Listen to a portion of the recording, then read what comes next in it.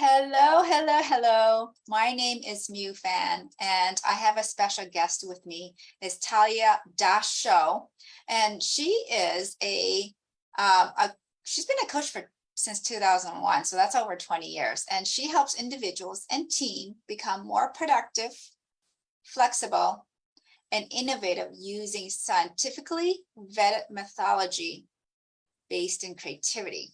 Now, she's going to be appearing at the Thrive in Business and Prosper in Life Summit from October 16 to 22nd. And her talk title is called How to Stop Procrastinating, 4 Ways to Overcome the 3 Major Obstacles to Productivity, on October 18 at 11:30 a.m. PST. Yeah. Oh, it's a blooper. It's not, I'm not cutting this out. October 18 at 11:30 a.m. PST time. Now, Talia, how did you get to become a productivity coach?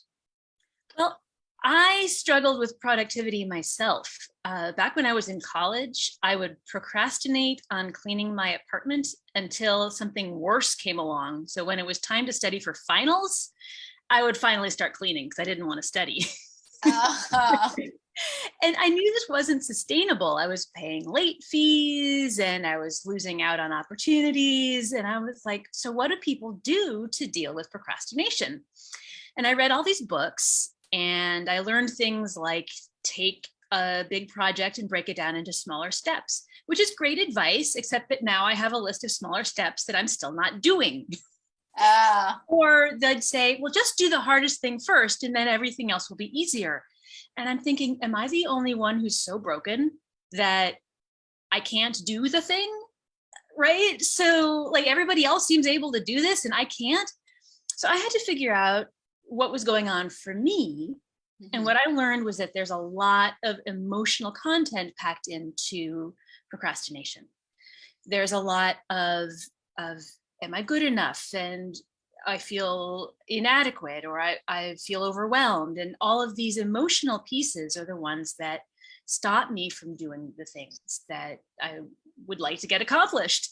So I've learned how to deal with these emotions myself. And I have some tools and tips to help other people to be able to deal with it as well, because it turns out that a lot of this is kind of universal. So if I'm hearing this, if I understand it correctly, your self-talk that I'm not good enough, your procrastination is make sure you're not good enough. It does kind of reinforce it, yeah. Oh, and there's something interesting I read about you. There's something about Lego Serious Play. What is that about? Yeah, so a little while back, I was trying to figure out what I wanted to do when I grew up. Like, how do I bring into the world the things that I have inside of me? And I realized that I have play, creativity, and community building as part of how I am wired. It's like I just do it everywhere I go. It's just part of what I do. So I started exploring how I could bring play into the workplace, because it felt like people kind of know how to play in other parts of their lives, but really could use a little more playfulness at work. And I discovered Lego Serious Play.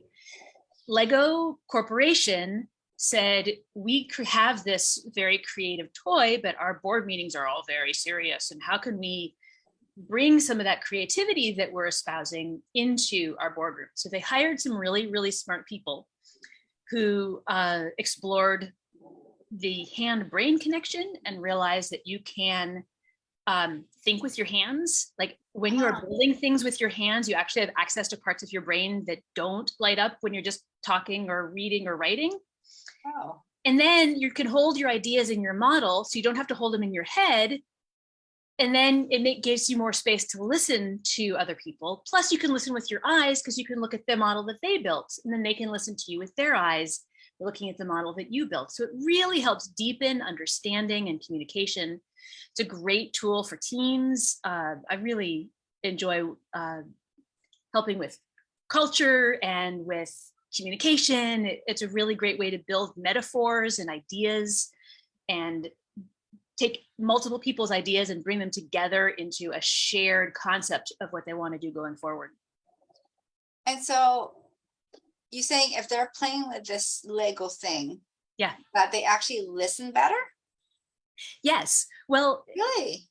so a lot of times when we are waiting for our turn to speak, what we're actually doing is, I'm going to say this, I'm going to say this, I'm going to say this, I'm going to say this, right? And so there's no room to hear what other people are saying. But if you know that I've just built this object and it is holding the thing I want to say, and all I need to do is look back down at this model that I built, and I can remember the thing I want to say because the story is here, then I don't have to hold it in my head while somebody else is talking. It gives me more ability to listen to what they're saying. Plus, I can look at the model that they built and understand their words better because I also have a visual. Okay.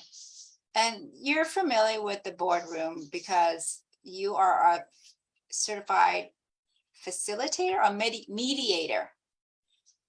I haven't done corporate mediation. That was just community mediation, but yes. Oh, okay. All right. And so that's awesome. I never thought, because for me, if am I doing something, I would actually not listen to anybody. I mean, that's the thing about Zoom is like, if I'm in a meeting in Zoom, I could just write something else. Well, you don't do the building at the same time you do the listening. Those are two separate. Oh, okay. Build the thing and then you do the listening. Oh, okay. That's awesome. So as a sneak peek for the your talk, so it's just like you said, 3 major obstacles. What are the Thank 3? you. Yeah. Oh no. Yeah. What are the major obstacles? Yeah. I find that perfectionism, resistance, and overwhelm are the 3 major obstacles. And people who are a pro will have all the P, R, and O, all of 3 will show up: perfectionism, resistance, and overwhelm. And there's sort of not every piece of procrastination falls under one of these 3 major umbrellas, but a lot of them do. Okay.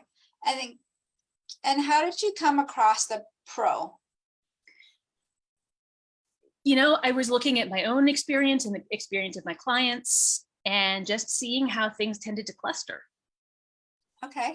You know, perfectionism is a thing. It's actually fascinating.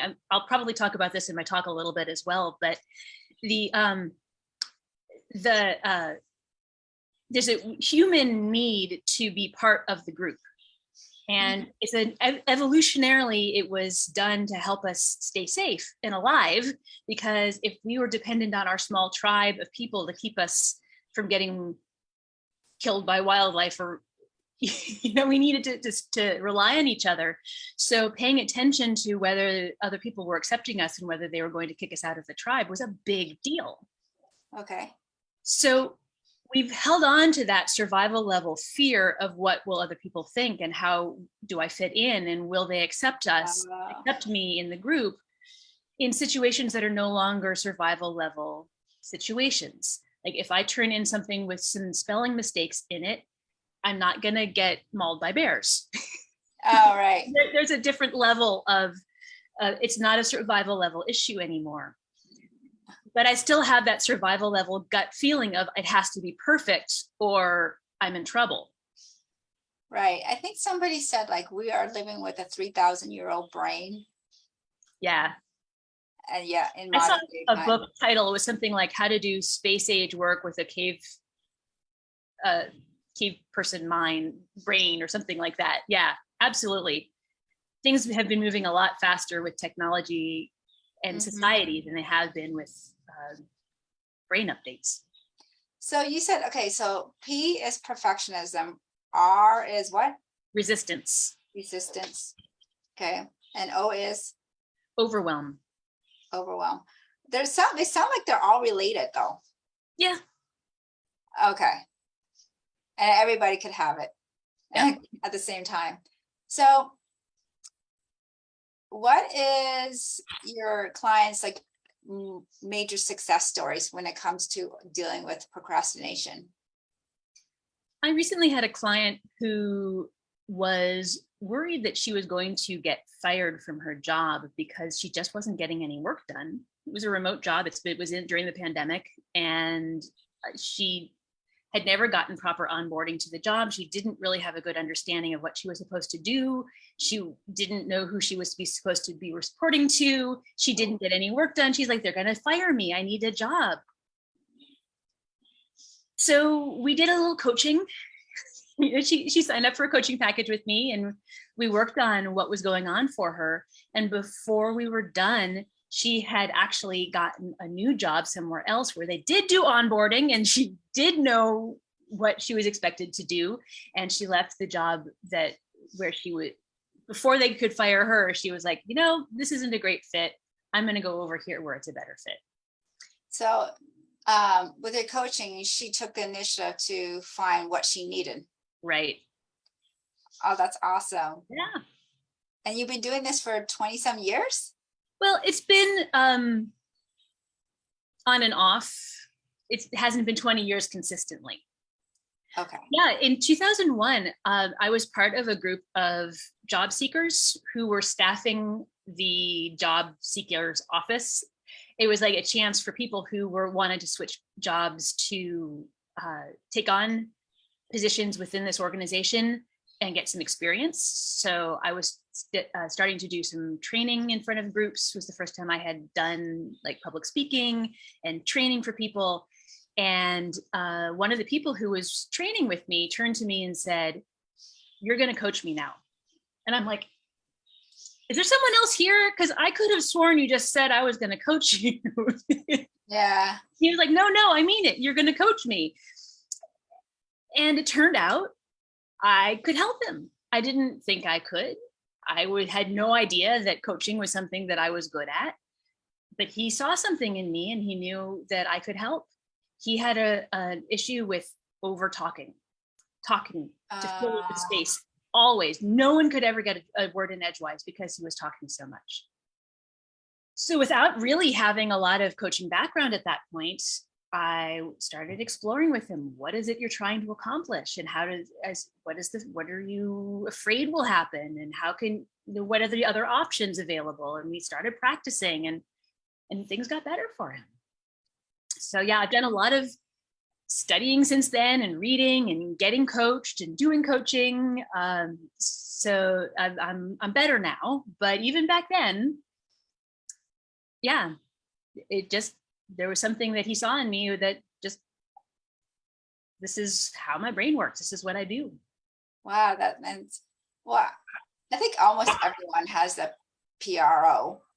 And so we all do procrastination because personally, when I procrastinate, I'm thinking it might not work out. So that's probably the perfectionist that comes in. Mm-hmm. And then that's awesome. That's great that you saw that. And so you went to Berkeley. So, I mean, you're pretty talented, really smart. Well, time is almost up. Is there any last words that you want to say to the audience about procrastinating? I hope people come and hear my talk. I never shame people for procrastination. Shame and blame makes everything harder. Mm-hmm. So you don't have to worry that if you come listen to me that you'll feel worse. I promise you, there's hope and things can feel better. Yeah. And so her talk title is How to Stop Procrastinating, 4 Ways to Overcome the 3 Major Obstacles to Productivity, on October 18 at 11:30 a.m. PST time, which is 2:30 p.m. EST time. And she'll be sharing the stages with leadership teams from Tony Robbins, John Maxwell, Larry King, Warner Brothers, Kathy Ireland. So she's in among a lot of really high, heavy hitters. Well, thank you so much, Talia, for being on this interview, and I can't wait to hear your talk. Thanks so much for having me on, and I'm really looking forward to it. Okay, great. All right. Let me see.